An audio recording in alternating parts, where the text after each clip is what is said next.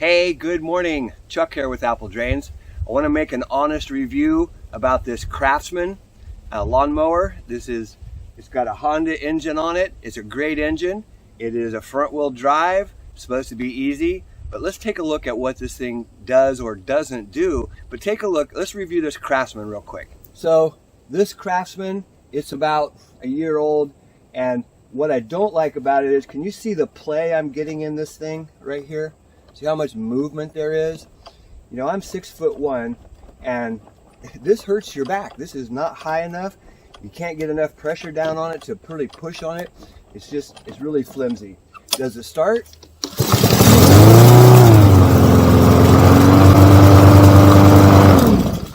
Fires right up. Great engine.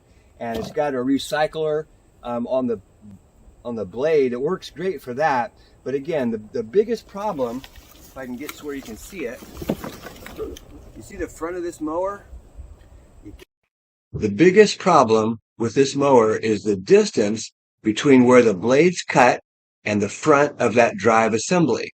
It's about 8 inches. And this makes it very difficult to get into a tight space. Maybe you're coming right up to the fence. Let me show you what I'm talking about. So you notice as the mower comes right up to the edge of the grass. Yeah, I know there's not much grass. But can you see the drive assembly? The blades don't cut the grass. The only way you could do this is to run that mower right up into that bed, and it just throws the mulch all over the place. I mean, yeah, I can push this into the bed, but it would just throw all that dirt. But you can see it leaves that little strip where the mower can't reach to it because of the front wheel drive. And I mean, you can see it works, but you saw where I ran into the mulch and it just rips it apart, tears up the mulch. Nah, we don't want that. It sticks out too far. It won't go up a hill, doesn't have enough power in the belt to go up the hill. I've changed the belt a couple times. It still just doesn't want to climb up the hill very well. And you really got to push down on it. You can see me. I mean, I really have to push down on this mower to make it go. Craftsman, I mean, they tried, right? But that's my honest review about this Craftsman. This is a brand new Toro, got it from the Home Depot, $400. Brand new, just got it today. Unpack it, put some oil and fuel in it, and fire it up. $400 for a lawnmower, can you believe that? I looked at the electric mowers, and I read a lot of reviews, watched a lot of videos about electric mowers. I'm staying with the gas, I like this mower because it doesn't have any play. Remember the Craftsman? You see that? This is solid, very solid bar. When I go to push it, it's not bending, it's not moving, it's solid tight. And granted, it's self-propelled, but you still got to push a little bit sometimes, and your back starts to hurt. And when it's hot out here, holy cow, you don't want to deal with this. It makes you not want to cut the grass. So what I noticed right away was this distance between the blade, where the blades spin, and the drive portion of this mower is much smaller than the Craftsman. So you're able to get much tighter into a much smaller space and be able to cut more grass. I'll show you what I'm talking about because I know that's hard to explain. But I'll show you. This thing is super. Let me run it up. We have a above ground septic field, and it's pretty dry. Not a lot of grass grows on it, so it's a lot of sand. And when we try to go up that hill, I can't go up it with the tractor. Well, I can, but it really scorches it badly. But when I use the push mower, the old Toro went right up that hill. No problem at all. This one, we'll find out what it can do too.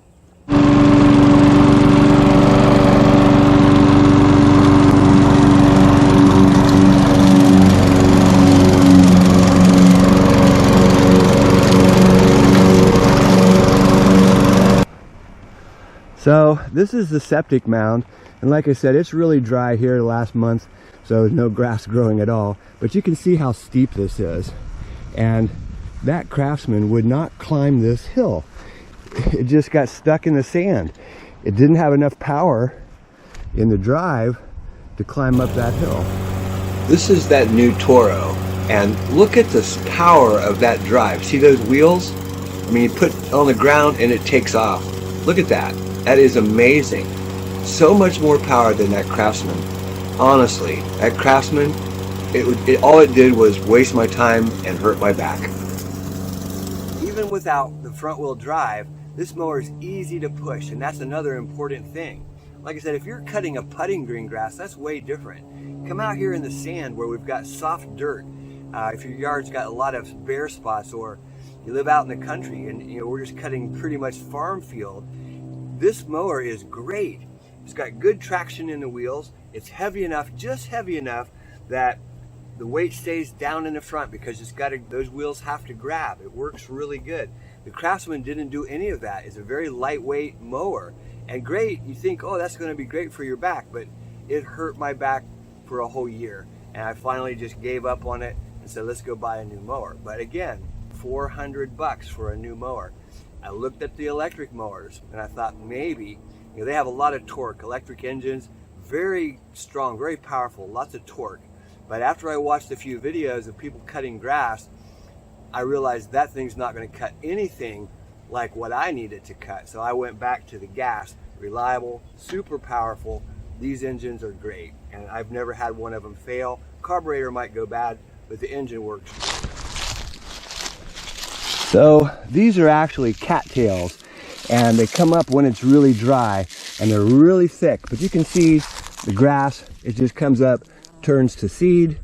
Some people call them sand spurs. You find these at the beach. And there's little spurs here at the top. When they harden, boy, do they hurt when you step on one when you're barefoot. But that Craftsman we cut all this. You can see it's been cut. I didn't run the tractor back here. I just ran the push mower. There's about 3/4 of a mile of trail that goes all around through here. And that Craftsman, man, my back hurt so bad after I walked through here doing that. But let's see how that Toro does in this very heavy stuff right here. You can see there's lots of sticks, leaves, all kinds of things that we're going to cut this with. See how well the Toro actually works. This Toro has so much power. I mean, I'm cutting down some of the scrub brush as well as this very thick grass and those cattails. Just watch this. This is amazing. There is so much power in this mower, in that front wheel drive. That Craftsman, it would stall, it would die, your back would hurt. Look at that. In just a matter of minutes, I'm able to cut through very thick scrub. You can see me going way off the trail just to keep it wide, cutting down those little brand new trees that are growing up. It cuts right through there. What a difference. And it's not the blade, it is the front wheel drive. And that was the biggest problem with the Craftsman. It really didn't work. Those new trees, they're pretty thick, and it really takes the front wheel drive to pull that mower through there. And I mean, you can see it motors right through there. And without that front wheel drive, you'd spend hours trying to cut this stuff.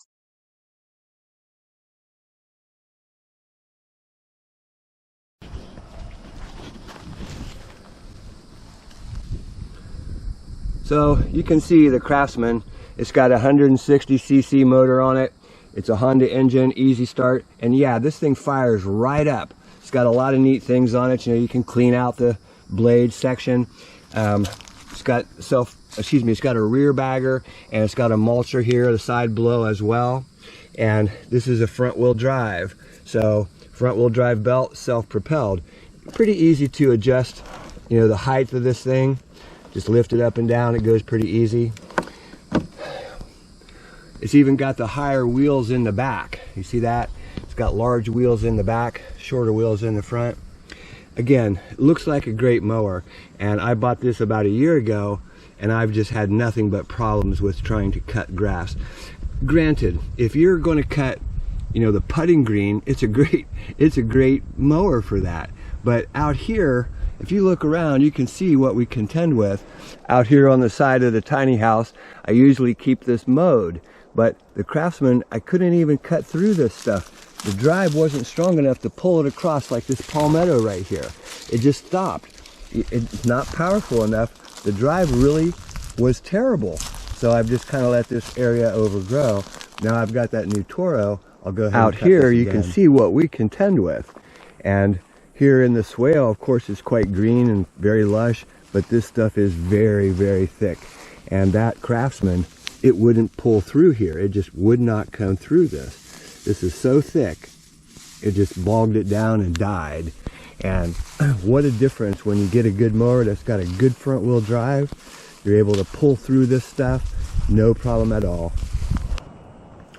So for the bulk of the yard, of course, I use my Cub Cadet. And this is just a little one, it's 42-inch cut, but it's more than enough. We have our trailer hooked up onto it right now. But that's the bulk of the yard. It takes me about 20-30 minutes to use the tractor, and then of course another 20 or 30 minutes with the push mower. Like I said, it's really hot, and if you want to cut grass, you want it to be as easy as possible, right? This old Toro, 8 years old, and it still works pretty good. But you know, 8 years I used this mower. Hey, this is Chuck with Apple Drainage, reminding you that if you believe you can do something, I guarantee you can do it. Have a great day.